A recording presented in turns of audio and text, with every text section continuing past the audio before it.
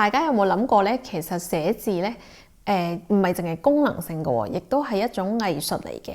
例如咧，中國書法啦，其實中國書法咧就係由黑色同埋白色兩種顏色組成嘅啫，就唔似畫畫咁咧有好繽紛嘅顏色啦。但係其實咧，一幅靚嘅書法咧都可以俾人好強嘅視覺效果嘅喎。因為咧有人話咧，中國書法其實係由點同埋線組成嘅藝術嚟嘅。咁所以咧，今日我哋就嚟學下點樣寫中國書法啦。咁中國嘅漢字咧，大概有5萬個字左右啦。咁無論你去跟邊個老師去學寫字咧，通常第一堂咧都會係學寫同一個字嘅。呢一個咧就係個永字啦。咁咧係因為咧個永字入邊咧有5筆嘅，而呢5筆咧通常都會存在喺所有嘅漢字入邊嘅。而呢個5筆咧，其實咧亦都係當你用電腦嘅時候咧，一個輸入法嘅一種。如果你有聽過5筆輸入法，咁其實呢5筆係邊5筆咧？就係第一係一點啦，第二係一橫啦，第3係一動啦，第4咧係一撇啦，第5就係一捺啦。咁而當你學識晒寫呢5筆嘅話咧，理論上你就會識得寫晒所有嘅漢字啦。首先咧，我哋要認識一下中國嘅文房四寶啦，就係紙筆墨硯啦。咁第一樣就係紙啦。咁呢張咧就唔係普通嘅 A4 紙嚟嘅，佢比 A4 紙咧就薄好多嘅，因為咧佢可以吸墨啦。咁另外咧，第二樣咧就係筆啦。咁毛筆咧，其實咧通常就係用羊毛或者係狼嘅毛嚟做成啦。咁亦都可以係兩樣毛咧一齊加埋嘅，我哋就叫佢做兼毫啦。咁而呢一支咧就係一支用過嘅毛筆啦。咁一支新嘅毛筆咧就係咁嘅樣嘅。咁個尖頭嗰度咧就係硬嘅，因為有漿糊漿住咗啦，所以咧第一次用嘅時候咧就要喺水嗰度咧浸5至10分鐘先至可以開始用嘅。咁而呢一個筆鋒咧，尖嘅筆鋒咧其實都好重要嘅，因為咧佢可以控制線條嘅粗幼啦。咁而第3樣咧就係墨啦。咁呢支就係一支好普通嘅墨汁啦，因為喺古代嘅時候咧，其實啲人要磨墨先至可以寫字嘅。咁今日咧就方便好多啦，有現成嘅墨汁，咁倒出嚟咧就可以即刻用得噶啦。咁第4樣咧就係硯啦。咁其實咧，大家唔好睇小硯啦，因為硯咧可以好貴嘅，一個靚嘅硯咧可以5-6萬蚊嘅，因為佢就愛嚟裝墨啦，係一啲好靚嘅石頭啦。咁但係今日咧我就純粹用咗一隻碟嚟裝墨嘅，咁就冇用到一個硯台咁樣啦。咁除咗文房四寶之外咧，其實咧仲有幾樣工具要介紹嘅。第一樣咧就係呢一塊布啦，呢一塊布咧其實就係一塊絨布嚟嘅，比較腍啦。咁因為頭先講嗰啲紙咧比較薄身啊，會透墨，所以咧用塊布嚟隔住咧，咁就會唔會整污糟張台啦，亦都係會好寫啲嘅，寫起上嚟。咁第二樣嘢咧就係呢個紙鎮啦。咁紙鎮咧就好重手嘅，通常咧就係愛嚟紮住張紙啦，咁等到張紙係平滑啲，寫起上嚟順暢啲咁樣啦。咁咧而家咧可以開始寫噶啦，咁我哋就學寫頭先講嗰個永字啦。咁首先咧就點下個啲墨先，咁要令到呢個筆鋒咧係要尖嘅。咁首先咧，而家寫個永字嘅話咧，第一筆咧就係一點啦。呢一點咧係要斜嘅，同埋呢度要圓嘅。咁第二筆咧就係一橫啦。第3筆咧就係一動啦，一動打直咁樣落啦，跟住有個勾嘅。跟住亦都係一橫啦，呢一橫同上面一橫係一樣嘅。之後咧就係一撇啦，呢一撇咧同另外呢一撇咧其實都係一樣嘅。咁最後一筆呢，就係一捺啦。一捺呢對一個字嚟講呢，其實好重要嘅，因為個捺如果捺得唔靚呢，成個字呢就會唔靚噶啦。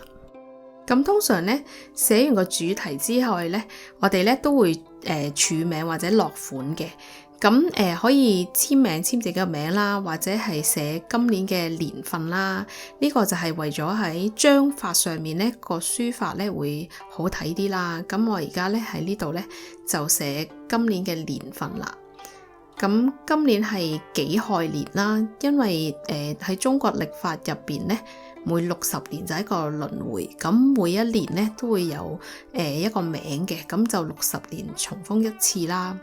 咁我而家就寫己亥秋月咁樣啦。咁咧寫完晒字之後呢，最後一個步驟就係要打印泥啦。咁因為呢，一幅書法呢，我哋有黑色、白色，亦都要有紅色嘅。咁所以呢，就要染啲墨啦，跟住呢，就將個印章呢，就對準你要想打嘅地方，就打一個印章落去。咁喺完成之後呢，一幅書法作品呢，就會有黑、白同埋紅3隻顏色啦。咁寫完個永字之後呢，我哋而家呢就嚟做一啲練習啦。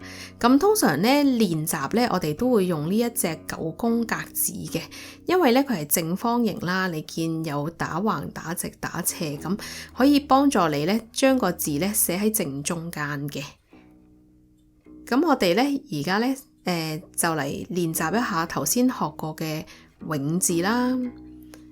咁首先呢，記住第一筆呢就係一點啦，跟住一橫啦，跟住一直啦，跟住呢亦都係一橫嘅，一撇啦，亦都係一撇嘅，跟住最後就係一捺啦。咁呢，由呢5筆呢，我哋呢可以延伸到好多字嘅，例如我哋而家用其中嘅2筆啦，一撇同埋一捺嚟學寫一個字嘅，一撇啦，一捺啦，呢個呢就係個人字啦。咁之後呢，喺個人字上面呢，我哋加多少少嘢，就係加多一橫啦。咁呢，首先就一橫啦，跟住就好似個人字咁一撇啦，一捺啦，呢個其實就係個大字啦。咁之後呢，我哋學下另外一個字呢，亦都好類似個大字嘅。咁呢，首先亦都係一橫啦，跟住有一棟嘅，跟住亦都係一撇啦，一捺啦，呢個就係個木字嘅。咁而個木字好有趣嘅喎，如果我哋呢將2個木寫埋一齊呢，其實呢就係樹林個林字啦，即係好多木就有好多樹組成嘅。咁如果3個木字呢，其實就係森林個森字啦，因為有更加多嘅木喺森林入邊啦。咁跟住呢，我哋而家學習一下一點啦。有咩字係會有一點嘅呢？就係上下個下字啦。首先一橫啦，跟住一棟啦，一點啦。咁而呢一棟呢係要直嘅，同埋要喺中間中線嘅，咁個字先會靚嘅。